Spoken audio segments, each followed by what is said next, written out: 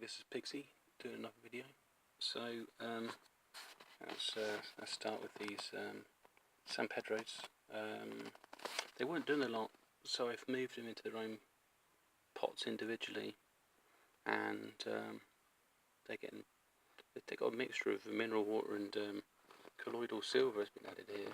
So at the moment it's quite damp, but it's not going to matter because the colloidal silver won't allow for root rot, so that'd be fine. And so what else have we got going on? So I've got these hemp plants, and they've taken a bit of a battering because they had these flipping mite things with killing them. Let's have a look. There's no mites around. What you'd see is you'd like find on the leaf there'd be like I'll get them here. Let's go right in. Probably won't show you. But if you see any kind of so here,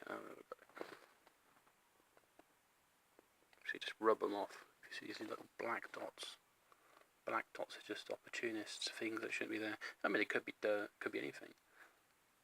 But that's normally what you'll see. You'll see some little black dot on it.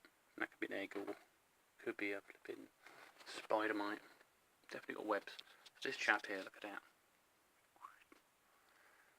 But I need to let him grow outwards, because at the moment I've been harvesting the leaves and he's looking a bit spindly, really. So yeah, this is it's a nice little tobacco Aztec tobacco plant, I believe. Yeah, and it's also got a bit of turmeric on it, or turmeric, depends on what you are. No, turmeric, spiders and ants and other mites don't like turmeric, so that's why I put it on there. Now this one's quite interesting. Zoom in for a wide distance. Now he's or he or she. This was a seed that is I should say an Egyptian water lily, blue lotus. So what happened originally is I was trying to grow a load of these seeds and nothing happened. And I think I put, by mistake, or I don't know why, I put one of these seeds in a pot with a hemp plant, and so I've actually moved out this one here. So what happened is it was literally growing in here. It was really small, and I was thinking to myself, wow, I don't know what that is, so maybe it's just some sort of contaminated seed. And I thought, well, I won't worry too much about it. And let me have a closer look at this, pretty better. Ooh. There we go, baby. So, so great, is it? So, yeah, basically, it had these heart-shaped type of leaves, and I was thinking, well, what seed could that be? So I was looking for the seeds that I could have popped in with it. I thought it doesn't add up. Doesn't look like any of the seedlings. So it turned out to be. I thought, well, the only thing it could be heart-shaped would be one of these lilies. So I'm going to give it the benefit of the doubt. At the moment, it's in this pot and it's just full of water. So it's really wet and damp. I'm just going to see how the plant goes. If it doesn't go so well, clearly it's not. So start dying. It's not going to be work. So yeah. So what else we got going on? So this is these are some datoras that are growing up. This poor chap died. I chopped the head off and it just died basically. Mites had eaten him and done weird things to him. In here I've got some kratom seeds I got off from eBay. I doubt anything is going to turn up with that, but it's not a big problem because I've got a plant coming. So in here is a bit of a mixture. So I've got my normal datura. I've got some other type, because the way the leaves are forming. The other one may be Escolamia or something like that. So I have to see. That'd be quite an interesting plant. This chap, now he had a mites try to attack him. and they blew up some of his babies. Really, it was quite sad for him. So he's had some sort of lily spray I put in a can of lily, and so I've given him some colloidal silver, and now he's quite happy actually. He's growing quite well. So this is the other hemp that's under recovery. So we'll see how that goes. And this is for my gardening project. So I'm just letting things grow in now. And I just keep watering them. A lot of seeds. So I've got this random pit, and I just put loads of seeds in it. Things don't germinate. Sometimes they turn up later on, and they're just popping up. Different things are popping up. So, and once it's grown, it's established, I'll move over to this other person's garden. So that should be quite good. So this is just a henbane.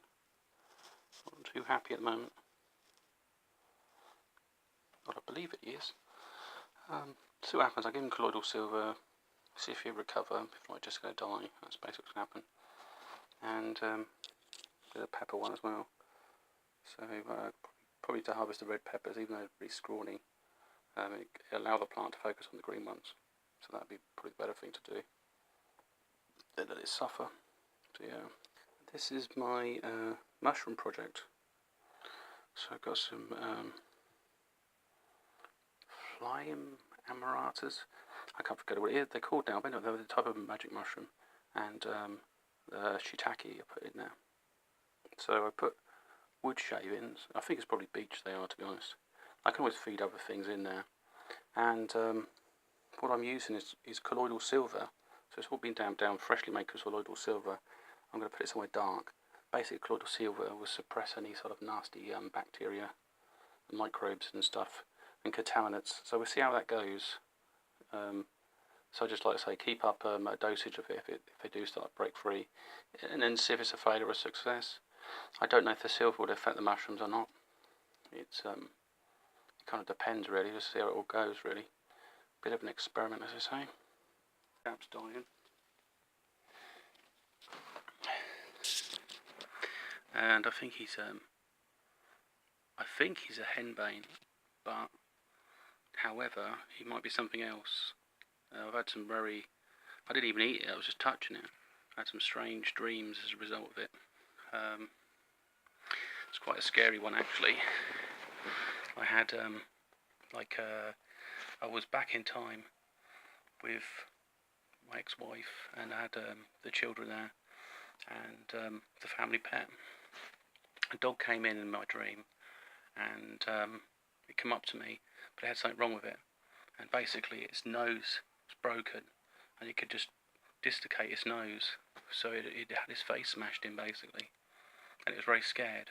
And it was quite horrific as well. I said to my ex-wife, call 911, call 999 or something like, call basically the animals. It's injured. She was chatting to her mother or something. No difference really. She's always doing that. And so it was afraid. It was injured. And I was kind of cuddling it, but its actual whole jaw come out. Someone took his jaw out, and it had no nose, no jaw. Now, when I left her, I basically left her with the dog. At some point the dog would have died of old age, but I think it may have died from a car accident, and I think that's what it was telling me.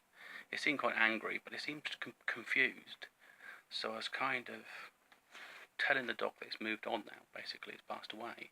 And when I was cuddling it was quite sad because it didn't have any jaw bones at all, so I had this feeling of compassion for it. So I know I still love the dog, even though I haven't seen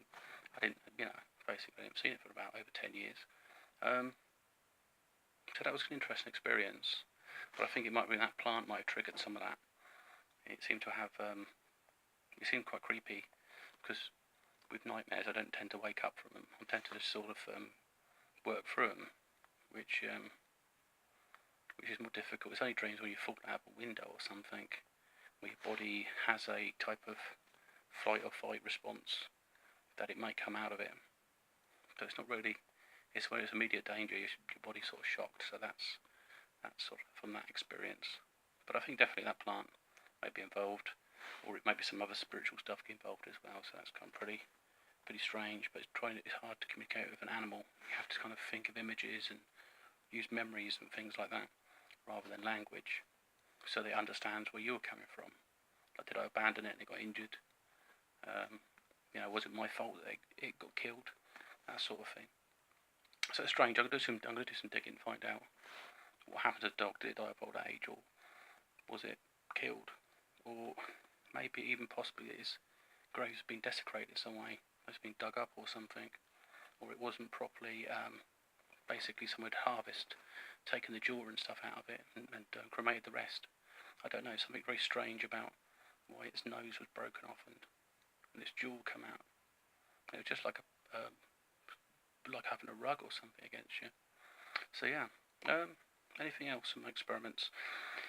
So I've got a few other sort of plants coming. I've got wild coffee plant. I've got some seeds. That'd be pretty cool. I've got some hemp, actually. I've got some hemp. Now, all these things have changed. China is a big supplier.